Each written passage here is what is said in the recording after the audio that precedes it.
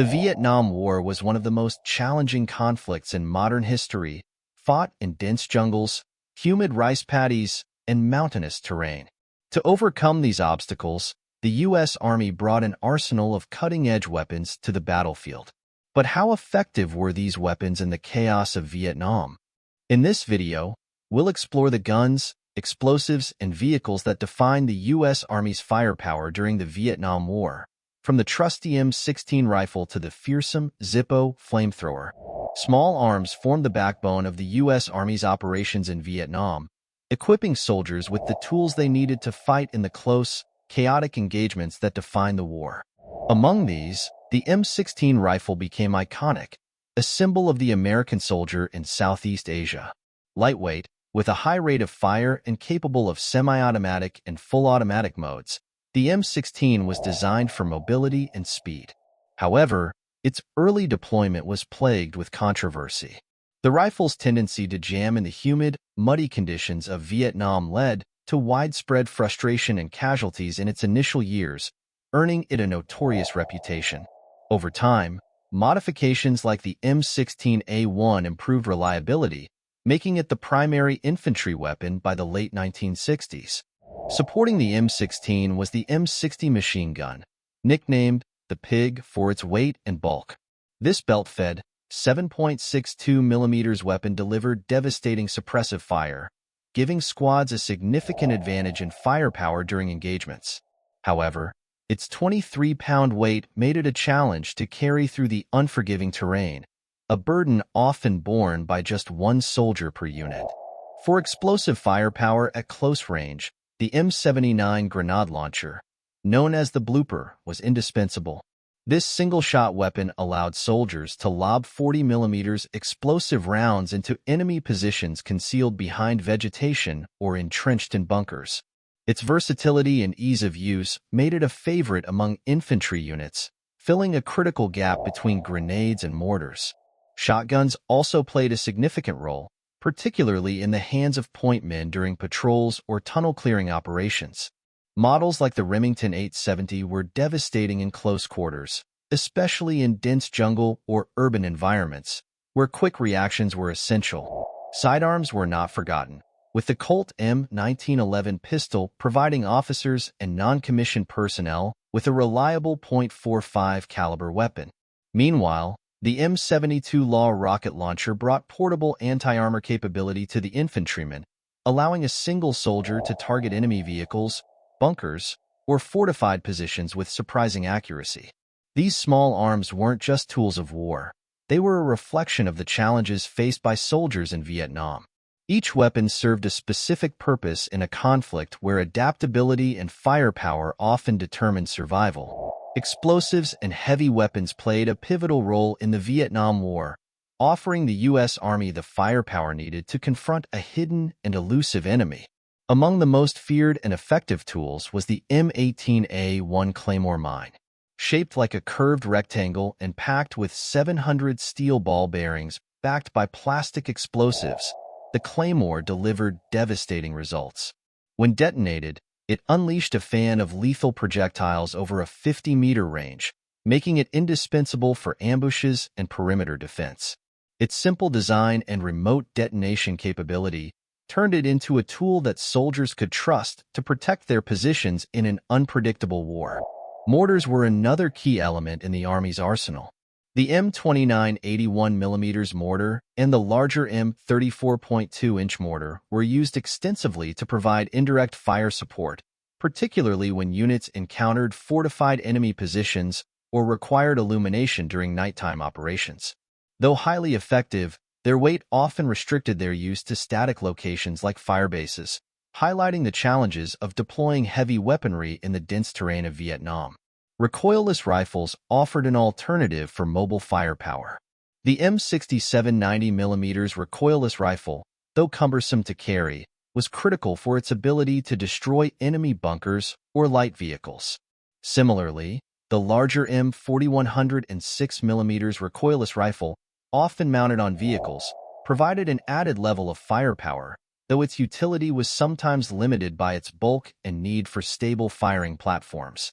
One of the most feared weapons on the battlefield was the M132A1 mechanized flamethrower, known as the Zippo. Mounted on an M113 armored personnel carrier, this flamethrower could project burning fuel over 150 meters, incinerating vegetation, clearing bunkers, and neutralizing enemy defenses. It was a brutal but effective tool for rooting out hidden combatants in the jungle or underground tunnels, where conventional weapons often fell short. Heavy machine guns like the .50 caliber M2 Browning also provided critical support, particularly in static defensive positions or mounted on vehicles. Its range and sheer stopping power allowed it to dominate open terrain, suppress enemy movement, and protect convoys. These weapons were more than just tools of destruction. They reflected the shifting dynamics of warfare in Vietnam. As the army adapted to counter the guerrilla tactics of the Viet Cong and the North Vietnamese army, heavy weapons and explosives became essential in leveling the playing field, enabling American forces to strike back in an environment that often seemed designed to neutralize their technological advantages. Armored vehicles and mounted weapons were vital assets for the U.S. Army in Vietnam, offering mobility, firepower, and protection in a war where terrain and tactics often worked against conventional forces. The M113 armored personnel carrier, known simply as the APC, was a cornerstone of mechanized operations. Designed as a battle taxi, it transported troops safely through areas prone to ambush and small arms fire. With its .50 caliber M2 machine gun mounted on the roof, the M113 provided not only transport but also defensive firepower. Crews frequently adapted their APCs further, adding sandbags for additional armor and retrofitting extra machine guns to boost their lethality in combat. The M48 Patton tank brought heavier firepower to the battlefield. Weighing over 50 tons, it was armed with a 90mm cannon, supported by .30 caliber and .50 caliber machine guns. While its size and weight limited its maneuverability in Vietnam's rugged terrain, the M48 excelled in securing roads, providing overwatch during patrols, and serving as mobile artillery in large-scale engagements. The sight of an M48 rumbling into position was a significant psychological blow to enemy forces who lacked comparable armored capabilities. For lighter, more agile firepower, the M551 Sheridan light tank offered a unique solution. Armed with a powerful 152mm gun capable of firing both shells and guided missiles, the Sheridan was versatile enough for reconnaissance missions and engaging hardened targets. Its aluminum armor made it light enough for deployment by air, but this same design feature left it vulnerable to mines and heavy fire, requiring careful tactical use. Specialized vehicles also played crucial roles. The M132A1 mechanized flamethrower, nicknamed the Zippo, was a modification of the M113 APC, equipped to project jets of burning fuel over 150 meters. It was used to devastating effect against entrenched positions and in clearing dense vegetation. Meanwhile, the M88 armored recovery vehicle supported armored operations by extracting disabled tanks and repairing damaged vehicles in the field.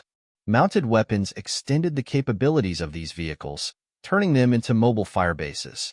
The .50 caliber M2 Browning machine gun was a common sight on everything from jeeps to helicopters, delivering sustained suppressive fire and defending convoys against ambushes.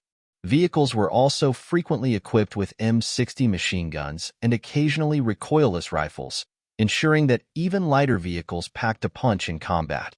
Together, these armored vehicles and mounted weapons provided the U.S. Army with a critical technological edge in Vietnam. They represented a blend of power and adaptability, capable of operating in roles ranging from troop transport and reconnaissance to heavy fire support.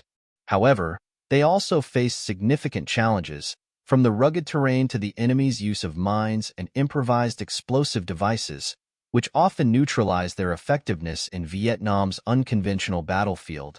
The Vietnam War forced the U.S. Army to confront the limitations of its traditional doctrines and the adaptability required for unconventional warfare. One of the most significant lessons learned was the importance of tailoring weapons and tactics to the specific conditions of a conflict. While the Army entered Vietnam with equipment designed for conventional, mechanized warfare in Europe, Much of this arsenal had to be modified or abandoned outright due to the demands of jungle combat and counterinsurgency operations. The M16 rifle, for instance, became a case study in how untested equipment can jeopardize operations. Initially plagued by reliability issues, its gradual improvement underscored the need for rigorous testing and adaptation to environmental factors before deployment. Another crucial lesson emerged from the limitations of heavy weaponry and armored vehicles. Tanks like the M48 Patton and lighter systems, such as the M551 Sheridan, struggled in the dense jungles and narrow trails of Vietnam. The terrain often neutralized their advantages, highlighting the need for more versatile and terrain-specific armored designs.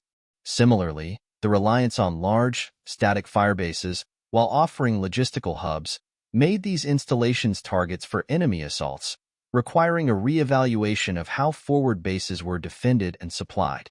The war also demonstrated the value of air mobility, as helicopters became indispensable for troop transport, medical evacuation, and fire support.